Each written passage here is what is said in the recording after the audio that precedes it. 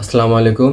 দেশের যেখান থেকে লাইভটি দেখতেছেন, আজকে আমাদের বিষয় হলো যে ভারতের একটা মর্মান্তিক দুঃখজনক ঘটনা ঘটেছে।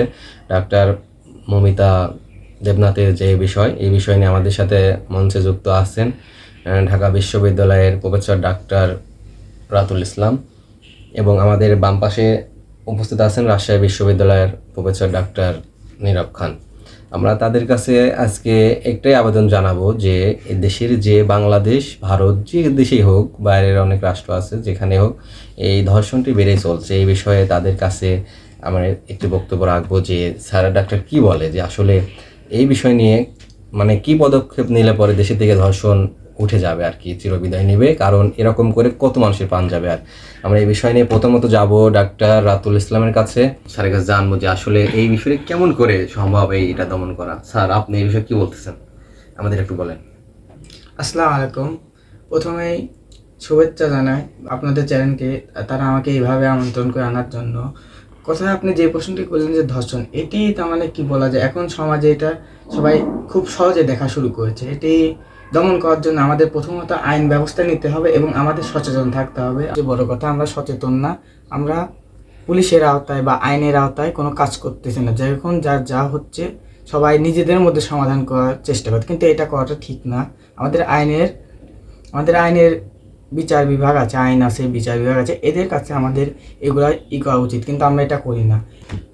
বিচার বিভাগের যে কথা আপনি বললেন, দেশের বিচার বিচার বলতে এখন দেশে কিছুই নাই। বিচার যদি আইন করা থাকতো তাহলে কিন্তু দেশের এবছর হতো না। কারণ দেখেন এইভাবে আমাদের বাংলাদেশে কিছুদিন আগে একটা পত্রিকা দেখলাম আর কি, যে আপনার 6 মাসের গৃহবধূকে ধর্ষণ করে তার পেটের বাচ্চা সহ নষ্ট করা হয়েছে। তো দেশের বলতে সরকারের যে এখন করণীয়, আমাদের এমন করা আইন করা দরকার যাতে সরকারিভাবে, কিন্তু আমরা সেরকম সহায়তা পাচ্ছি না। যে ধর্ষণের মামলায় মৃত্যুদণ্ড, কারণ বাইরের দেশে সৌদি আরব দেখেন আপনার হচ্ছে একটা চুরি করলে বাদে হাত কেটে দেওয়া হয়। আর ধর্ষণ মামলায় তাকে পাথর নিক্ষেপ করে তাকে আমি এই কথাটা মৃত্যুদণ্ড করা হবে।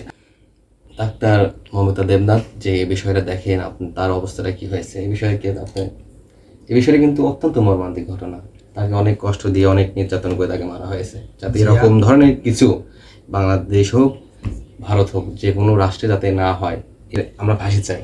জি, আমাদের বাম পাশে বসা আছে ডাক্তার নীরব খান, তার কাছে কিছু জানবো। রাতুল ইসলাম যা বললো আমি একমত তার সাথে।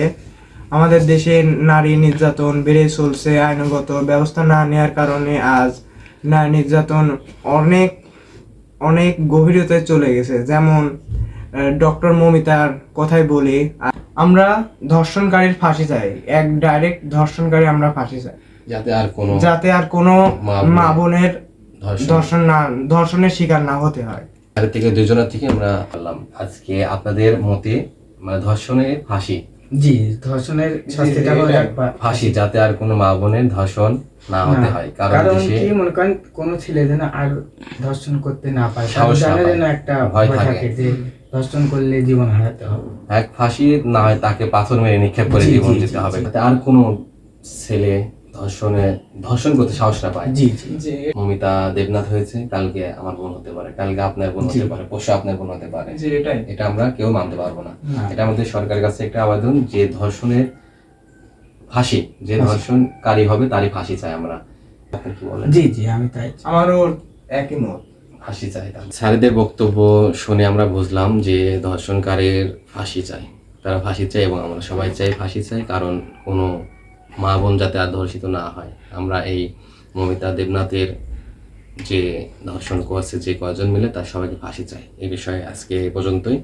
পরবর্তী নিউজ পেতে সাবস্ক্রাইব করে আমাদের সাথেই থাকুন।